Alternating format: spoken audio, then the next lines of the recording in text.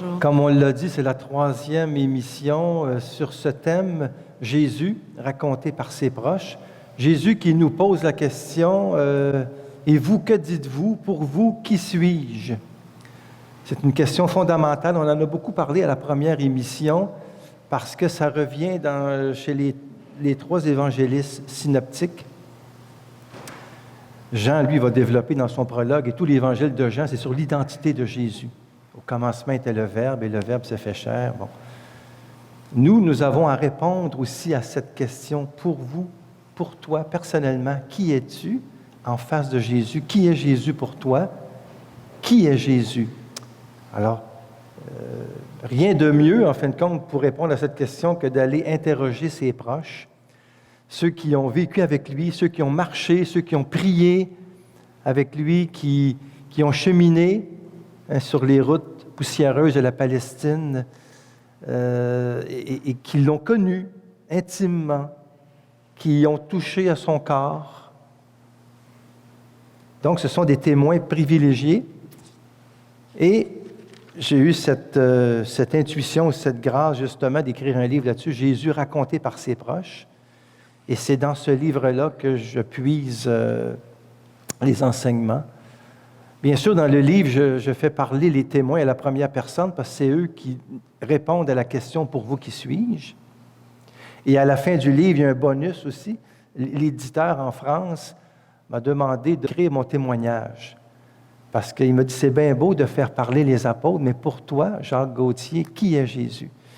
Alors, c'est sûr que ça serait intéressant à donner, mon témoignage. Je l'ai déjà fait ailleurs, mais j'ai été vraiment saisi par le Christ, moi. À l'âge de 20 ans, entre autres, c'est une conversion.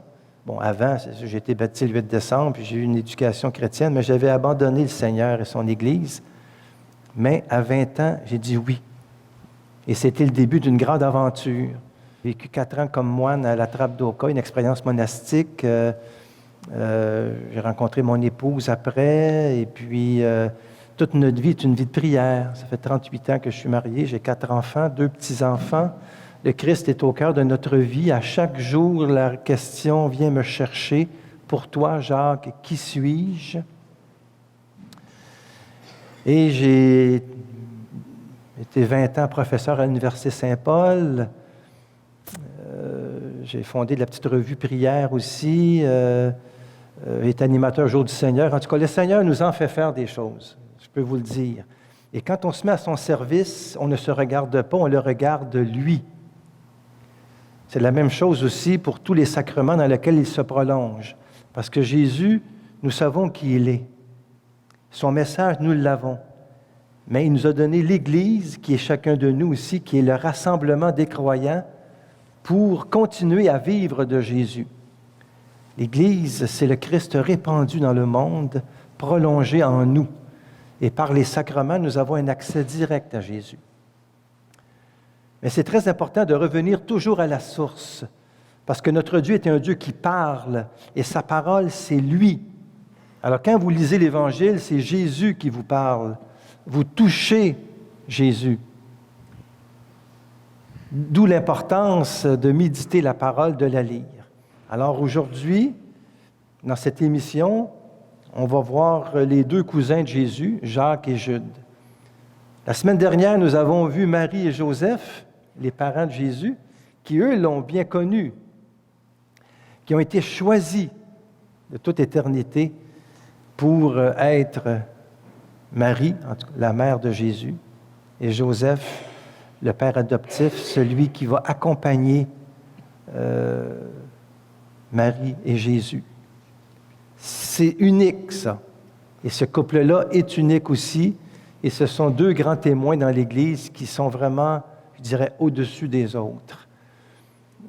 Dans l'Église, en fin de compte, il y a Jésus qui est au centre. Il y a Marie. Il y a Joseph. Après ça, il y a probablement Jean-Baptiste, qui est une figure très importante. Saint Paul n'est pas loin. Saint Jean, d'après moi, et puis les apôtres. Ce sont les témoins du royaume, ce sont les privilégiés. Peut-être, si j'ai le temps, je finirai avec Saint Paul, parce que dans le livre, je termine avec Saint Paul avant mon témoignage, Je parle aussi de Marie-Madeleine et de Saint Paul. Paul, c'est extraordinaire, mais Paul n'a pas connu Jésus. Mais Jésus lui a dit, « Saül, Saül, pourquoi me persécutes-tu? » Donc Jésus est vivant dans ses disciples. Et Paul, c'est une conversion qui va vraiment donner un essor au christianisme. Il va étendre le christianisme parmi les nations. Paul qui va dire, ce n'est plus moi qui vis, c'est le Christ qui vit en moi. Et qui nous séparera de l'amour du Christ? Le Christ est au cœur de toute la théologie de Paul, mais ça, on y reviendra si on a le temps à la fin. Alors, on commence, à la suite, la semaine dernière, de Marie-Joseph, eh bien, les cousins, et après ça, on verra les autres apôtres, Jean. Pourquoi je commence avec les cousins? Mais c'est parce qu'ils étaient très proches, ils ont vécu une expérience de proximité, hein? Parce que le père Alphée, le père de Jacques et puis de Jude, bien, en fin de compte, c'était le frère de Joseph. Et il était de descendance de la race de David aussi. Il s'est marié à Marie de Cléophas, qu'on retrouve d'ailleurs au pied de la croix, elle va suivre Jésus. Et les 4 fils sont nommés dans l'Évangile aussi. Vous le direz tantôt quand je vais parler de Jude, là. C'est Joseph, Simon, Jude et Jacques. Ils sont là. On les appelle les frères de Jésus. En réalité, ce sont des cousins.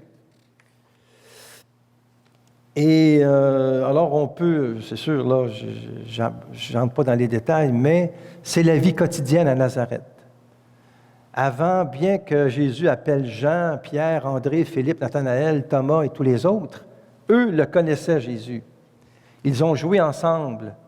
Ils ont pris des collations ensemble, ils ont mangé ensemble, puis certainement qui ont couché, à un moment donné, des fois chez Marie d'Alphée, puis des fois chez Marie de Nazareth. Et puis, c'était pas très loin, là, dans le petit bourg de Nazareth.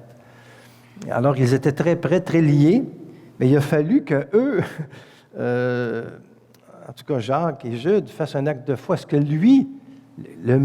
c'est lui le Messie? Jésus avec qui? Notre compagnon de jeu. Il a fallu qu'ils plongent, eux autres aussi, là. Parce que, à la réponse de Jésus, pour vous, qui suis-je? Il faut que nous le reconnaissions comme Christ. Jésus n'est pas seulement Jésus, il est Christ. Jésus-Christ, Jésus-Christ, Jésus qui est le Messie.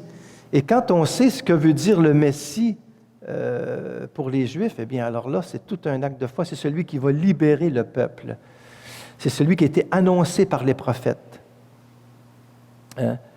Ô Ephrath, toi, Judas, Bethléem, de toi naîtra le Messie, et puis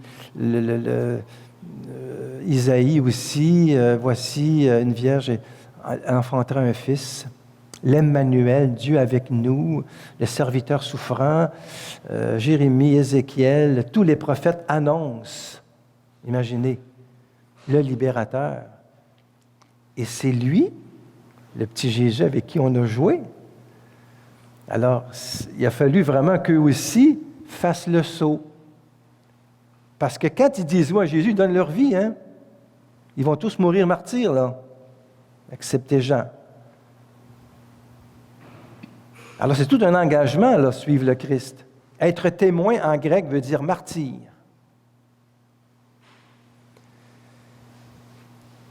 C'est la foi. C'est la foi. Jacques va être appelé beaucoup plus tard que les autres. Hein? Le dernier appelé, c'est Matthieu, mais je pense qu'avant lui, c'est Jacques. Il va aller plus tard. Il hésitait, je ne sais pas s'il hésitait, mais il avait quand même un engagement auprès de ses parents à Nazareth, puis en même temps, Nazareth était très divisé, hein? Parce qu'on le prenait pour quelqu'un de très mauvaise vie, Jésus. On était très divisés parce qu'il fait accueil aux pécheurs, il mange avec les prostituées. C'est un glouton, il passe son temps à manger, il ne jeûne pas comme les autres, et puis il est cause de scandale. Il a abandonné sa mère sans salaire, puis lui, il se promène sur les routes pour prêcher. Parce qu'il ne faut pas oublier que Jésus, c'est d'abord un prédicateur itinérant. C'est ça qui est Jésus, c'est un prédicateur itinérant, mais qui parle avec autorité. On n'a jamais vu ça. parce que lui, il fait ce qu'il dit. L'argent ne l'intéresse pas, il ne s'enrichit pas, il n'a pas des beaux vêtements luxueux. Il est très simple, très pauvre, très doux. Il est toujours avec les pauvres et il donne son argent aux pauvres. Alors ça, on n'a jamais vu ça pour un rabbi. Alors ça va beaucoup toucher Pierre, entre autres. Parce que cet homme-là est cohérent, Jésus. Prédicateur itinérant qui annonce le royaume et qui agit en puissance avec des actes. Il fait des miracles, non pas pour le merveilleux, il fait des miracles pour montrer la puissance de son messianisme. Et Jacques, à un moment donné, va dire oui. On l'appelle le mineur, pas parce qu'il travaillait dans les mines. Jacques, c'est parce que pour le différencier de Jacques le majeur, qui est le fils de Zébédée, disciple de Jean-Baptiste, qui va être appelé aussi avec Jean. Donc, ce sont les frères d'une autre Marie, Salomé, et qui, fils de Zébédée. Eux, on en reparlera plus tard. Donc, notre Jacques, il est nommé comme ça. Vous savez, on le nomme dans Matthieu 10, 3, dans Marc 3, 18, dans Luc 6, 15, dans les Actes des Apôtres aussi. Jacques est très important, puisqu'il va devenir l'évêque de Jérusalem. Jésus a choisi son cousin pour une mission très grande de rassembler les brebis perdues d'Israël. Parce que Jésus est venu parmi les siens, mais les siens ne l'ont pas reçu. Et c'est à travers les grands prêtres, le Sanhédrin, qui va être persécuté. Jésus, c'est beaucoup plus à travers les païens, le centurion royal, la Samaritaine, ceux qui ne sont pas dedans, ceux qui sont en dehors, qui vont reconnaître la véritable identité de Jésus. Mais Jésus va demander à Jacques d'être le rassembleur, l'évêque de Jérusalem.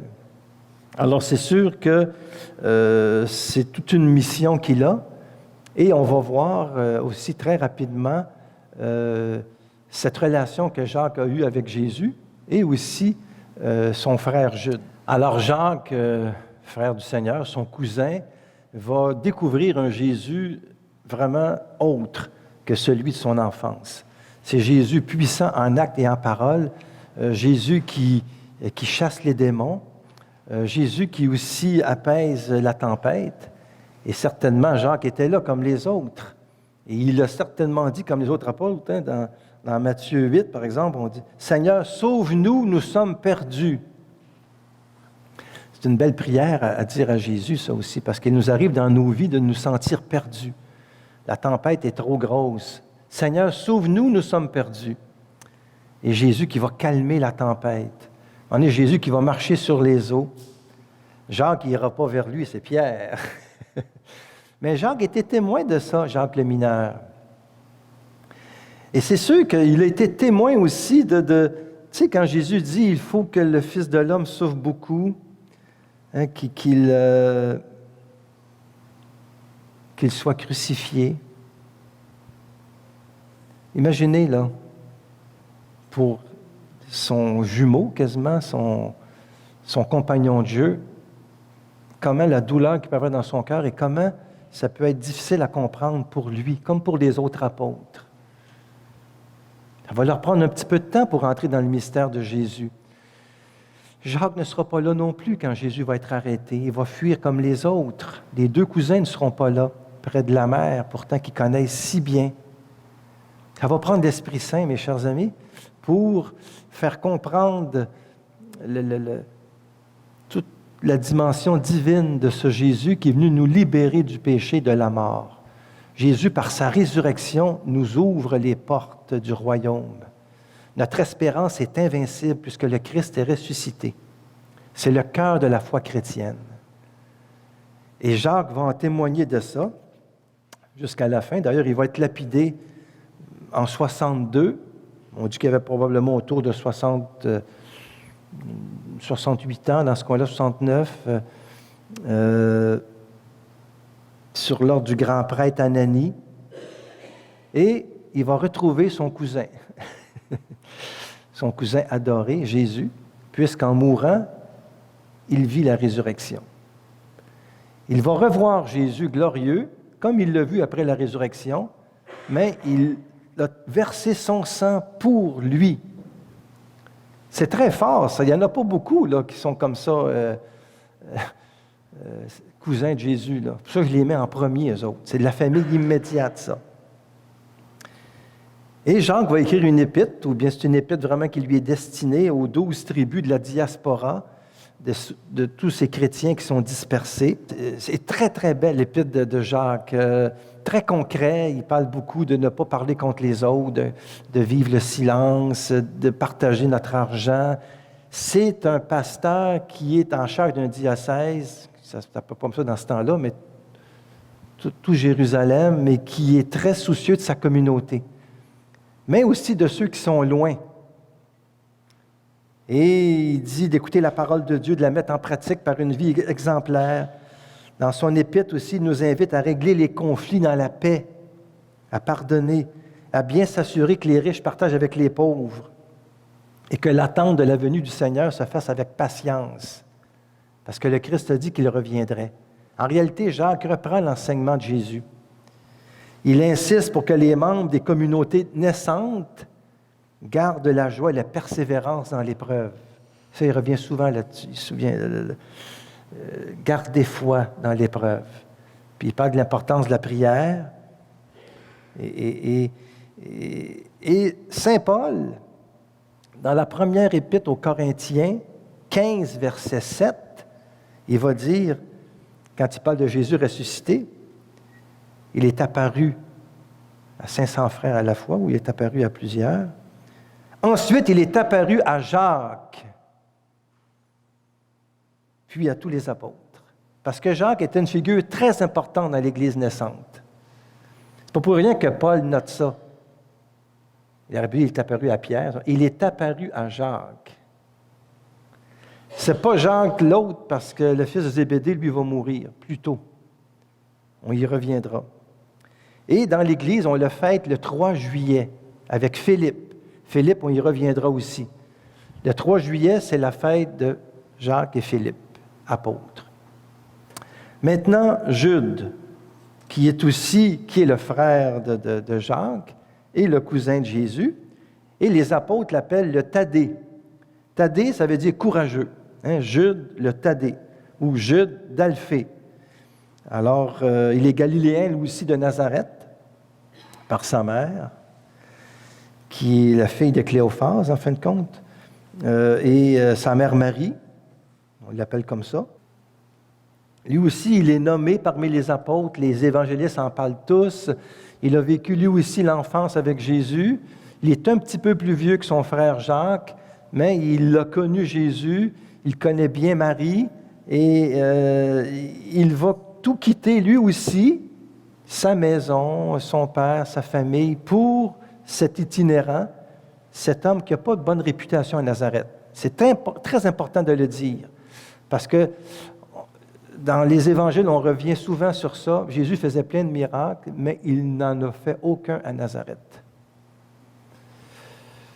Un prophète n'est pas bien accueilli dans sa maison, dans sa région, dans son pays. C'est étonnant quand même. Puis même, on va dire, c'est un glouton.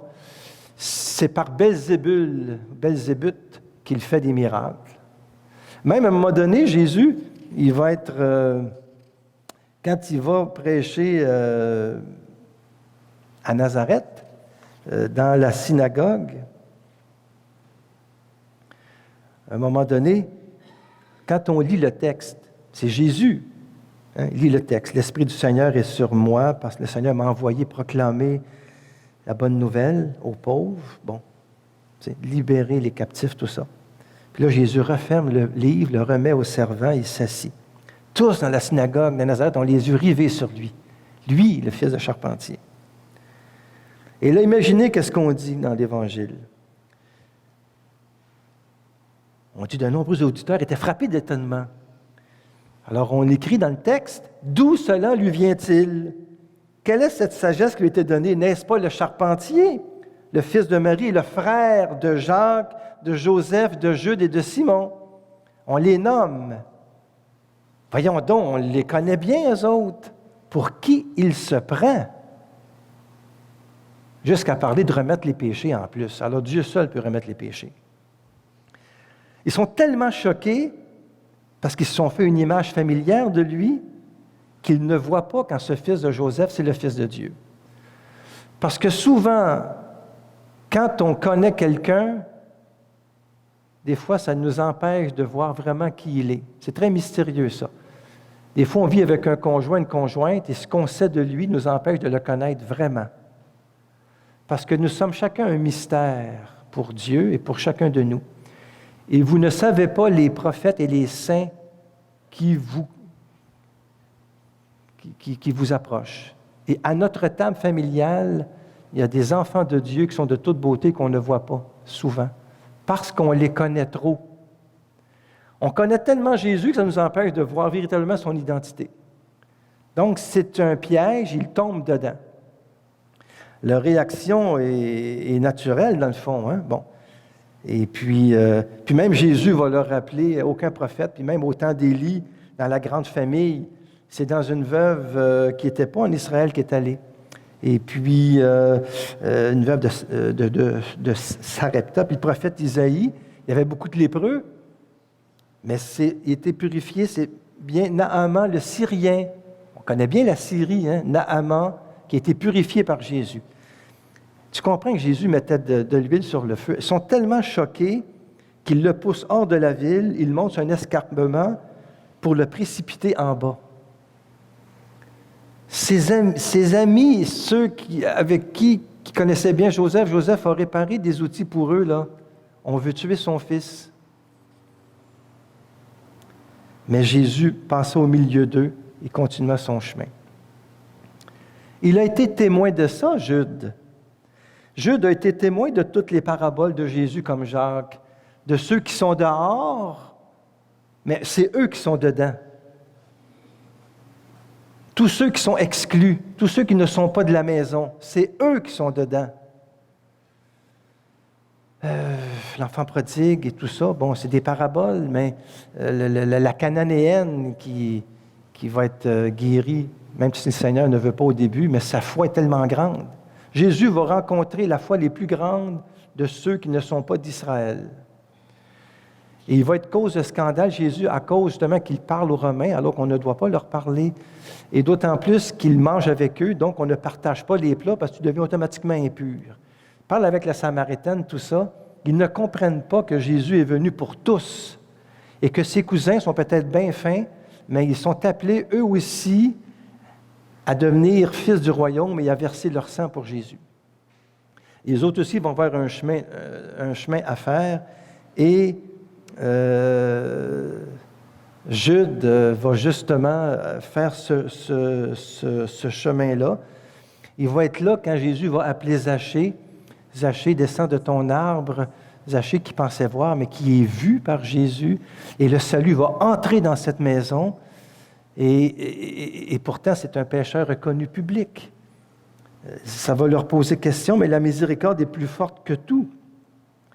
Et notre cher Jude, il y a une parole de lui quand même. Au dernier repas pascal, il pose une question à Jésus. Quand il dit « Seigneur, pour quelle raison vas-tu te manifester à nous et non pas au monde? » C'est Jude qui dit ça dans Jean 14, 22. Et Jésus répond par 2 points.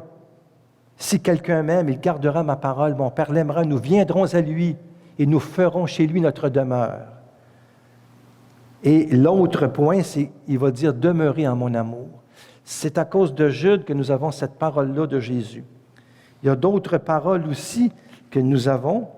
Et Jude a quand même écrit aussi en tout cas, c'est une épître qu'on lui attribue, une très, très courte épître qui se termine comme ci. « À celui qui peut vous préserver de la chute et vous faire tenir debout, irréprochable et plein de tendresse en présence de sa gloire, au Fils unique, notre Sauveur, par notre Seigneur Jésus-Christ, gloire, majesté et souveraineté, pouvoir avant tous les siècles, maintenant et pour les siècles des siècles.